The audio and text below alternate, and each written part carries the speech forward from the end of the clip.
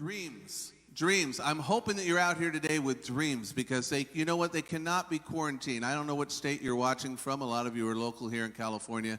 And of course, they're telling us we're supposed to be in-house for, I don't know now, until about 2025, I think they're saying at this point.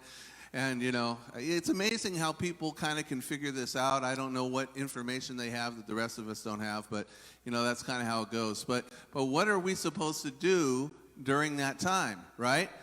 And one thing about dreams is they can't be quarantined. I'm hoping that you're out there today and you're not discouraged. I'm hoping that you're there and you've still got dreams in your heart. You know, a lot of people, they went into 2020 and they were saying, hey, this was going to be my year. I saw this little meme, which I thought was pretty interesting. I always like these Back to the Future movies.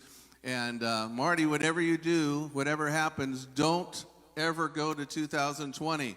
A lot of people came in, and I remember at the beginning of the year right now, they were coming in and they're saying, hey, it's going to be my year. It's going to be my year. The clock struck 12 midnight on January 1st, and they were all excited. Personally, I always laugh at that. I'm always thinking, you know, people are saying, oh, this is my year, 2020. And I look at them and I go, really? How is this your year?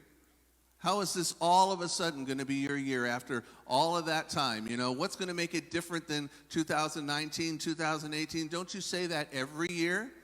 And now I'm reading, I was reading just the other day on social media, whether it's Facebook, Instagram, or whatever it is you use, and I'm seeing people going, oh, this was going to be it, and now, oh, we're staying in place till at least August or September. Oh, my whole year is absolutely blown. And I'm trying to think, how do you figure? How do you figure that it's already blown? Are you serious? You said that 2020 was going to be your year. Now, I don't want to minimize it for any moment if some people have gone through some very difficult things right now. Like, I know a lot of people are getting sick in some cases, and there's been deaths possibly of someone you know. And I definitely don't want to minimize that, and my heart goes out to you today. I know a lot of people are going through some difficult things. But you know what? If that's not you, and you're just whining and complaining in the house and you're saying that your whole 2020 is blown, let me ask you something. When it comes to it being your year, the only way that this could be your year is if somehow it was dramatically different from all the other years that have led up to this point in your life. Otherwise, it's just another year.